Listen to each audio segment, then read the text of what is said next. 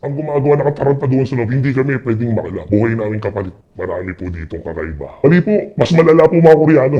Korean mafia, mga Chinese mafia. Paano ko sila matutulungan? Eto yun. Magsishare ako ng kwento ko para maging aware yung mga magulang. Dancing, lahat, they dance floor. Pero sa likod noon, ito yung tinatawag ko na underground. Tapos pagpasok mo sa loob, iba pa yun na sa loob. Kasi dito po sa Maynila, iba rito. Maraming sikreto dito. Underworld to eh. Nakakawa. Bilang isang Pilipino, nasasaktan ako sa mga nakikita ko eh. Araw-araw. Yun yung kalakaran. Yun yung cycle ng buhay namin. Ang tingin ng mga foreign sa atin kasi, hindi kami pinagkakatiwalaan. Tingin sa amin basura. Sobrang nanliliit ako. Wala akong magawa. Tayo, Pilipino kami. Pero ang tingin sa amin, ang liit-liit lang. Ba't mo nagagawa yan? Isa na laging sagot eh. Doon ako nakakita ng mga zombie. Real life zombie. At hindi ko lahat ng kinakwento ng anak niyo wag na sa Maynila na totoo. Pamamagitan ng anak nila, papadalhin nila sa Manila, ang akala nila, sinasabi nagtatrabaho bilang isang call center kunyari, pero hindi nyo alam. Pero pagdating sa katarantaduha, ibang kulay kasi yan. May black, blue, pink, violet, green, yellow. Ang pinakamalupit dyan yung black. Kailangan kasi ninanay ng ganitong pera. Sensya ka na sir, nagawa ko to. Hindi nakaya ng damdamin ko eh. Sasabog na ako. Sasabihin namin, bawal. Pero, May mga kakaiba po ba kayo nakikita dun sa VIP room po? yes, madami. 500,000, 1,000,000, ganun kalupit. Magre-reklamo ko ngayon sa mga pulis. Hindi pa boss ko niyan. Bawal kaming tumawag ng pulis. Usapan sa salary, malaki kung malaki. Kaya lang, kakainin ka na konsensya mo eh. Pero sa akin masakit. Kaya nabibihira yung mga taong gusto magbago. Because of money. Kasi Ang paghahanap ng aming mga guest at pagbabahagi ng kanilang kwento ay nangangailangan ng maraming oras. Pero sa tulong nyo, makakadiscover kami ng mga iba't iba pang mga istorya ng ordinaryong Pilipino. Para sa mas magandang community experience, pwede kayo makipag-usap at magtanong ng kahit ano sa aming mga naging guests at manatiling anonymous sa Discord. I-click nyo lamang ang join button para maging isang exclusive member. Maraming salamat!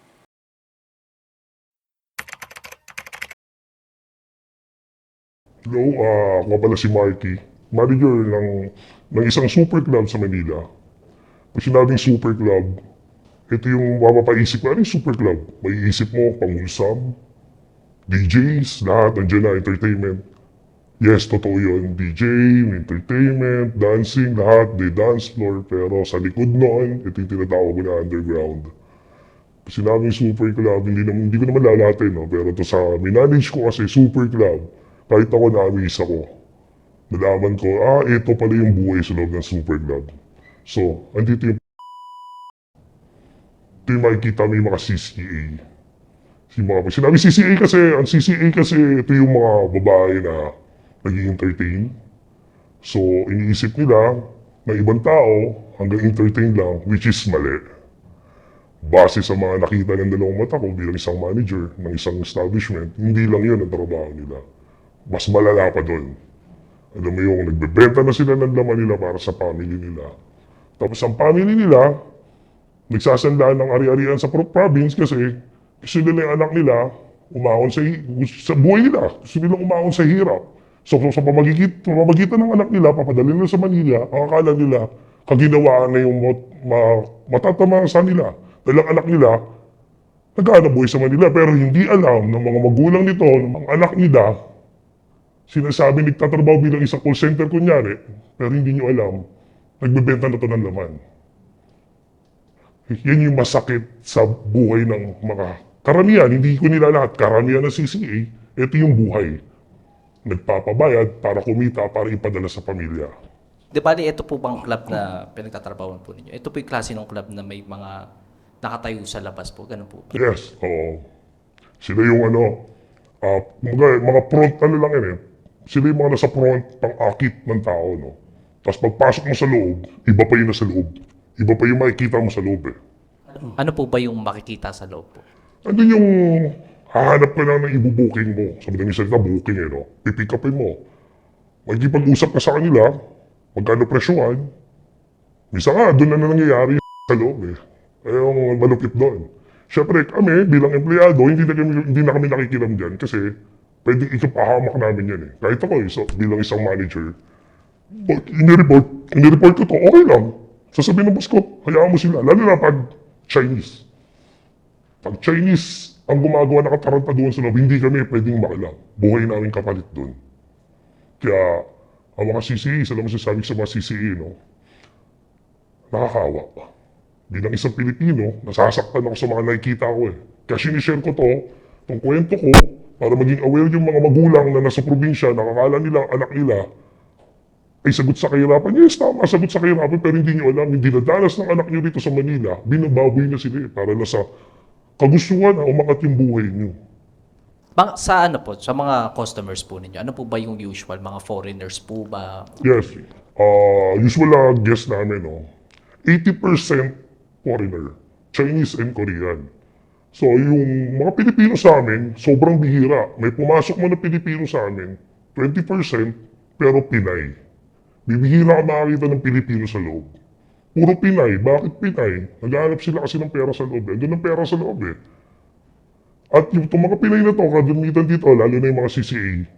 Ulitin ko, hindi ko naman nila lahat. Pero karamihan na nakilala ko, sila po ang courier ng mga droga dito sa Metro Manila. Sila ang nagpapasok ng drugs sa loob ng establishment, sila ang nagmamarket, sila ang nagbibitbit sa loob ng super club. Araw-araw. Yun yung kalakaran. Yun yung cycle ng buhay namin simula nung pumasok ako doon. Yun yung cycle ng buhay ng mga Pinoy doon.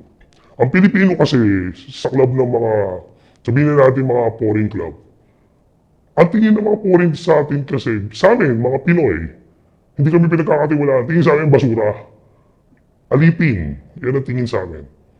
Kaya pag may mga CCA dyan, nakikita namin na binababoy, ano ba yung hanggang awa ka na lang, hindi ka pwede makilam.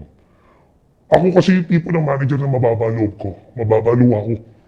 Ako yung tipo ng manager na pag nakita ko yung empleyado ko na naargabyado, hindi niya gusto yung ginagawa niya, napipilit na siya, ako yung naapektuhan. Iniiyak ko to sa loob ng opisina ko. Ba't mo nagawa yan? Isa na lagi sagot eh. Hirap ng buhay. Sobrang hirap ng buhay lalo sa probinsya.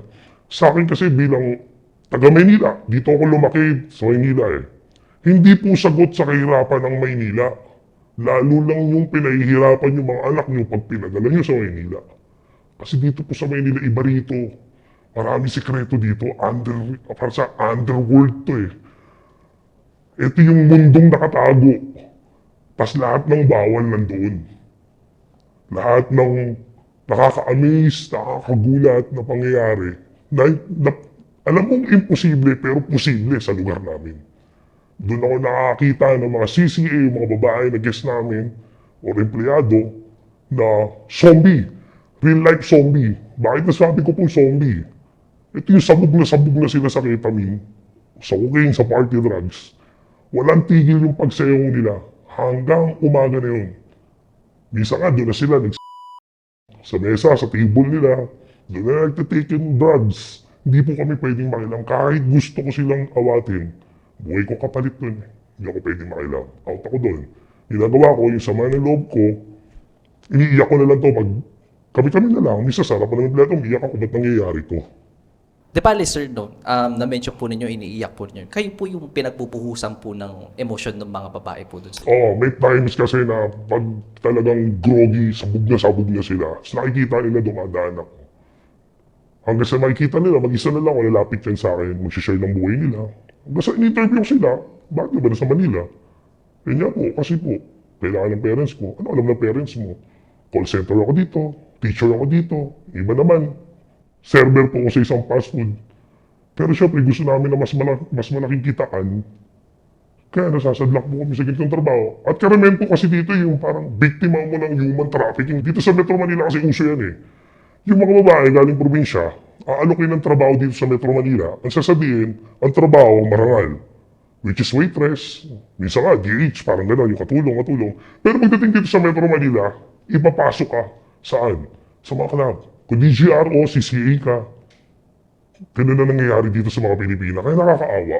Alam mo yung birhen na birhen ka sa probinsya nyo, yung hinahangaan ka ng mga kapitbahay nyo, ang ganda ng batang to, sipag-sipag. Pero pagdating niya sa Metro Manila, wala yun. Walang ganda-ganda, wala sipag-sipag. Puri ang kapalit para lang sa pera. Marami akong kilala, dumating sa Manila, virgin. Nagkukwento sila sa akin, dumating ako dito, post virgin ako eh. Eh, nangyari ngayon? Siyempre, kailangan ko ng pera eh. Binenta ko yung puri ko sa ganitong halaga. Pero diyan, 50,000, 30. Tapos, gabi-gabi kung sino-sino yung parokyan na tumitira para lang magkapera sila. Ngayon sila, proud na proud sila. Masakit man sa kanila, papadali sila ng pera sa family nila sa probinsya. Pero yung tinatanggap ng parents from province, hindi nila alam yung anak nila na bababoy na rito. Kaya nga nag-share ako ng kwento ko eh. Unang-unang gusto kong ma-aware dito yung mga magulang na nasa probinsya.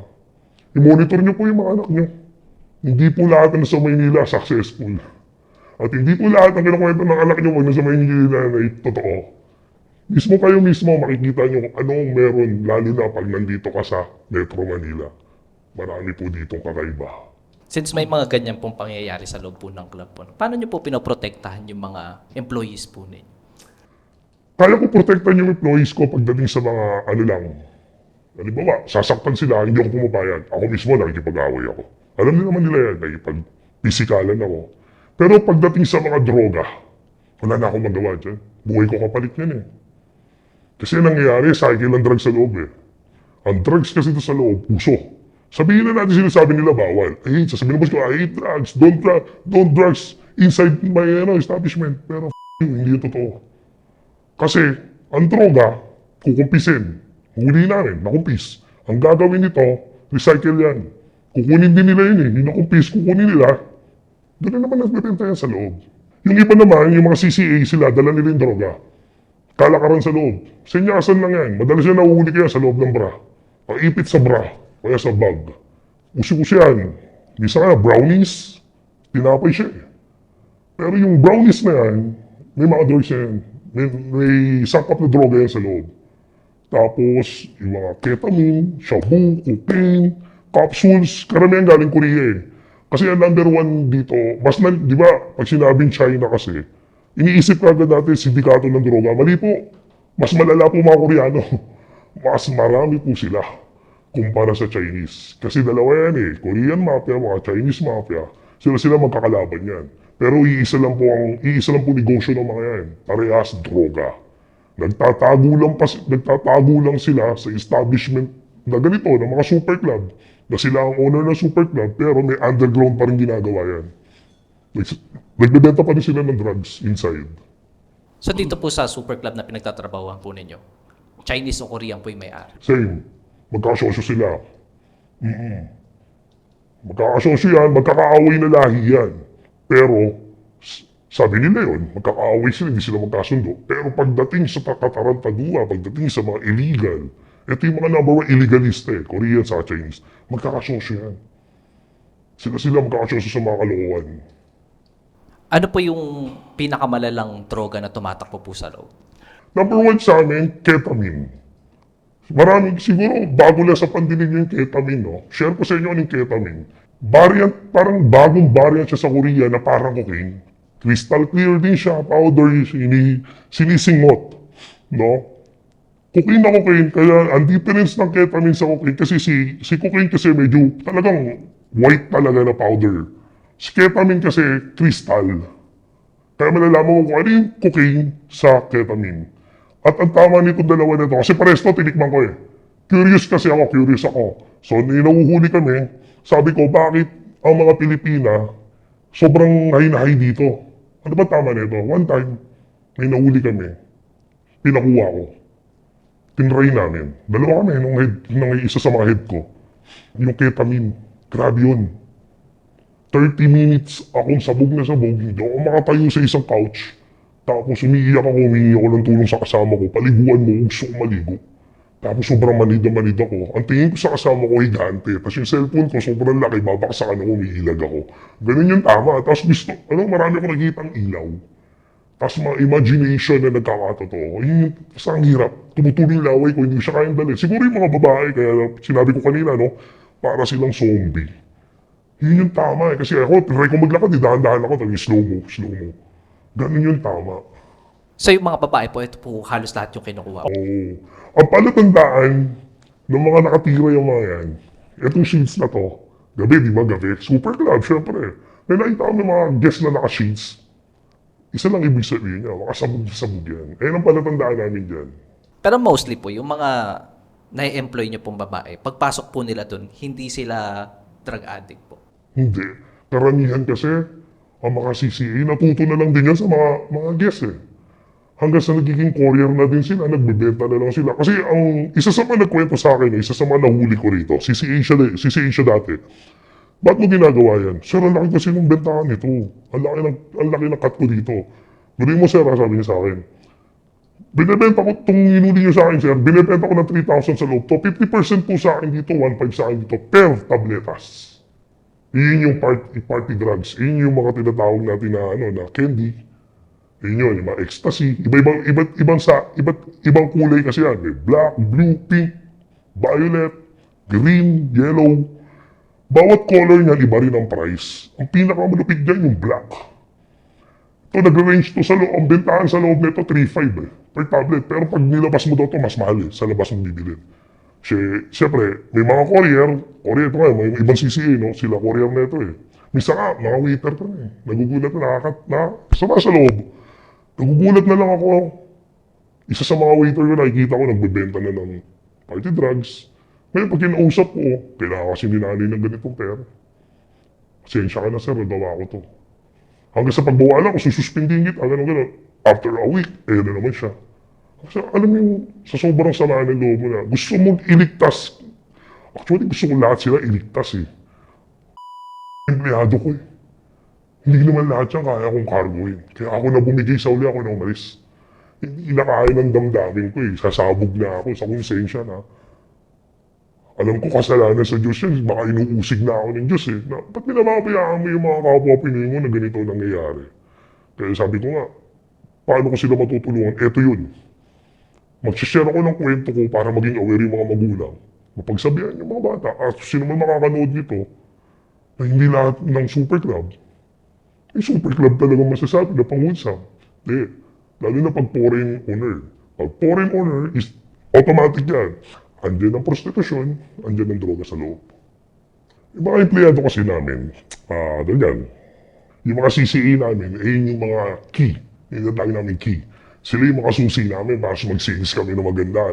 Pag wala kang CCA, hindi ka papasukin ng parokyano, lalo na ng Chinese ng Korean. Ano ba, abol yan? Babae. Kaya kailangan meron kang mga CCA na mga ganda, balingkinitan, bata. Kaya karamihan ng mga CCA, ay mga tinatawag na cyborg. Kasi karamihan dyan, pilit nagpaganda. Yung tinatawag na ritokada. Pataang sang ilong, pagawa ng pisngi, pagawa ng puwet. Siyempre, asset nila yung mukha nila Kailangan maganda yung mukha mo Kasi ang Korean kasi, sa Chinese, mahilig yan sa maganda. Hindi katulad ng mga puti, ng mga Amerikano. Di ba, ang hilig naman yan, yung mga Pilipinang, alam mo na, yung mga mabababalang Pero ito ang Chinese kasi sa Korean. Ang trip niyan, manang Barbie ang mukha. Ang trip niyan. Kaya karamihan ng CCA, nagpapagawa talaga sila, nagpapabago sila ng itsura nila. Kasi, hindi kakasenso nila Sa makakita CCA, naka-rapcore. Isipin mo magkano ang sweldo ng CCA? Ano yan Although meron niyang allowance per day, halimbawa, 1,000, 2,000 a night, pero depende yan, may kota-kota yan May points yan, may points. So, ikaw, kahit sabihin mo maipon mo yung points mo, makakabili ka ng Raptor. Makakabili ng Raptor. Makakita si Shane ng Raptor. Bakit? Siyempre, involved dyan yung droga. Kailangan niya magbenta ng sarili niya para lang kumita ng pera. Hindi ko ito nilalat, Pero marami akong kilalang ganun Marami akong hinawakan ganun. So, totoo po talaga yung mga pag pumasok sila doon, yung sumasama sila sa mga sa mga foreigner po. Totoo po talaga. Yes. Sasabihin namin, bawal. Pero, bawal inside. Pero sa labas kayo mag-usap, bahala kayo. Yun na yun, doon pumasok yun. Pero kahit sabihin namin bawal, nangyayari yan sa loob ng VIP, doon na sila nagbabanatan. Kasi nagtitira. Wala naman CCTV loob ng VIP, bawal na CCTV. May mga kakaiba po ba kayo nakikita doon sa VIP room po? Yes, madami. Oo, nandun yung... Minsan, bago take muna ng droga. Minsan, magulit na lang ako, buksan ng VIP. Nakabukain mo pa, pinakain ni foreigner. Parang ako, para sa akin, no malice na yun. Wala nang mali siya yun sa amin Kasi sanay na rin sila sa akin na bigla ako sumusulpot sa loob ng VIP. Kaya marami na nakikita nagdodroga. Sanay na sila sa akin, kilala nila. Wala lang silang pakilang. Pumasok man ako dyan, tuloy pa rin yun, di titigil yun, hingiti lang sa akin yun. Kasi alam nila na nag-rubing lang ako. Pati yung mga foreigner po, wala pong pakip. Wala, sanay sila. Di bali pag pag mag-hire po kayo ng employee po, ano po yung hinahanap nyo sa kanila po usually? Number one, kailangan maganda ka, Tapos pogi. Sa waiter kasi kailangan pogi kasi frontliner ka So, kailangan kaantik-antik yung itsura mo. Siyempre, pag CCA naman, Kailangan perfect body ka, perfect face ka talaga. Talagang pag sinabing may value talaga yung face mo kailangan may value ka. Siyempre, gagastusan ka rin ng foreigner kasi ano yun may oras yan pagtitable sa inyo, may oras yan. So, halimbawa, ako kumuha ako ng isang CCA, para 30 minutes lang sa akin yun sa ganitong presyo. Lilipat yun sa iba. Kaya kumikita yung mga points, may points sila Siyempre iba, hindi naman nakakakota. Kasi pag hindi ka nakakota, pwede ka matanggal Yung iba hindi naman nakakakota yan Hindi naman araw-araw na-table yan. Kaya iba gumagawa ng kalokohan. Andiyan doon na sila sa loob ng VIP. Siyempre, pag ginawa nila yun, itong parokyano nila, magpapabalik-balik yan. Kasi lagi sila na-table, may points sila. Kaya kung malalakas kumita yan, kung tutusin, meron pa nga dyan, 500,000, 1 million, ang tinatanggap na bonus. Kasi nga, na-reach nila yung quota nila. Sila yung number 1 Yun yung tinatawag na number 1 Ang gulat na lang, magkano ang kinita mo ngayon, magkano yung back mo, yung tinatawag na back. Gulat ka, 100,000, 1 million, 500,000. Ganun kalupit. Bakit ka babalik-balik ka ng guest mo wala kang ginagawang maganda? Di ba? May magic sa loob ng VIP room Ba't pa tayo mag-hote Wala naman nakakita. Dito na tayo. Ganun nangyayari. May mga babae po ba na pumapasok po dyan sa club po? Madami. Meron din na hindi related sa company namin. Hindi siya empleyado. Pupunta lang siya sa amin para maghanap ng pipick up o mga niya para bayaran siya. Kumita. Sa madalas nito para kumita. Sila yung mga, ito yung mga tinatawag naming mga mababang klase na ito yung mga magpapaganda, pupustura, papasok sa amin. Pagpasok sa amin, hahanap ng mga foreigner na mga walang kasamang babae. Makikitable. Pag nakitable, take out pa sila. Pera na yon. Or, minsan naman, pagpasok doon, pusturang sobrang ganda, pero drug courier. Hahanap ng mga gustong bumili ng ecstasy. Marami na kaming incident yan Minsan mga bouncer ka na nagsasabi sa akin, Sir, positive. Yung magandang babae may bit-bit. Siyempre, pag babae, kami mga lalaki, bawal namin hilihin yan. Mahuli man namin yan, recycle lang din yan sa loob. Ikot lang din yung droga sa loob. Yung mga ano po, kasi I'm assuming po marami po mga lasing doon, tapos sabi niyo po may mga nagtitake ng drugs po. May mga nag-aaway-away din po ba? Naku po, sobra. May time na nagpapatay na nga Maraming beses na akong pumunta ng ospital, ng presinto para magbayad ng mga casualties. Madalas, lalo na pag ang kalaban, side namin, management, ng mga boss, friend, kamag-anak, madalas Ayun yung pinakamahirap sa side ko bilang isang manager. May incident kasi Korean versus Chinese. Upaan sila sa loob. Ako mismo ang umaawat. So, maraming damage, daming casualties to So, rest back. Rest back ang gusto Dila ako muna sa ospital, pinatahi, pinagamot ko, tapos may kakulang pera pa yan. Ganun ang kalakaran sa loob. Kaya pag, halimbawa, Chinese ka, napalama ka sa loob ng establishment namin, automatic ka, kikita ka ng pera. Kasi, halimbawa, nakabangga mo yung partido ng mga boss ko. Tapos, argabyado kayo, magre-reklamo kayo ngayon sa mga pulis. Hindi papaig boss ko niyan. Haharangin ko yan. Ako mismo, patatawirin ako niyan. Manager, kausapin mo yung partido nito, ito pera, arigli mo. Yung trabaho ko ron. Kaya ako, ang dami kong death threat. Number 1 sa drugs. Pangalawa yan, yung away-away. May mga times pa nga na may mag-i-email sa akin. Huwag kang lalabas. Sa mga salita nila, mga Chinese, nila-translate ko na lang. Huwag kang lalabas bilang na araw mo, inaabangan ka namin. Hindi ko natatakot kasi alam ko naman, puro ganun lang sila Diba? Kasi marami ako nasagasaan dyan. Kaya ang mga Koreans, galit yan sa akin. Lalo pag nakikita na nag-grouping ako, ilag. Alam nila, ako yung umuubos dun sa grupo nila. Ako yung nagsusuplong. Pero ito isa sa mga nakakatawa dito Ang dami namin nahuhuling drug syndicate sa loob. Pero bawal kaming tumawag ng pulis. At marami kami nahuling drugs na walang nakulong. Kahit isa. Bawal. Diba? Nakakaloko yun. Bakit? Doon ka mag-iisip bakit Ba't na nakukulong? Kahit sabihin ko ito sa boss ko na, Boss, patawag na ako ng pulis. Wag daw. Ina-arbor nila Tapos sabi ko, ibaban ko to. Hindi mo siya pwedeng iban. Iaabo lang siya. Tapos sasabihin nyo, I hate drugs. Bawal ang droga inside. Ba't mo pinaban? Wala kami magawa. Ako gusto ko mag-report sa mga pulis pero buhay ko kapalit Ikaw mamamatay ko to pag ginawa ko Kaya sabi ko may araw din kayo. Matatapos din niya kalokohin. Ang pambabastos sa amin, sobrang natural na lang eh. Kasi siya sa loob namin, wala kami magawa eh. Pambabastos kaya, pag binigreklamo, binastos ako doon, wala kami magagawa. Lalo na pag Chinese, no? Sir, binastos ako ng Chinese doon. Hindi ako pwede makilam dyan. Yari ako sa boss ko. Ano pong usually na parang epekto nito sa mga babae po na napansin po? Nasasaktan sila na wala kami magawa. Pinapaliwanag namin sa kanila na, pasensya na kayo ha, alam niyo naman. Pilipino tayo, Chinese yung mga yan, Korean yung mga yan. Alam mo naman tingin sa atin ng mga yan eh. Ako yung pagdating sa ganun, ako yung sobrang nanliliit. Talagang ang liit, sobrang nanliliit ako. Wala akong magawa. Gusto ko man silang pagtanggol, dahil binastos sila, wala akong magawa. Ang nagagawa ko lang dito, pag-pisikalan eh. Kahit makipagsuntukan ako sa kanila, walang problema.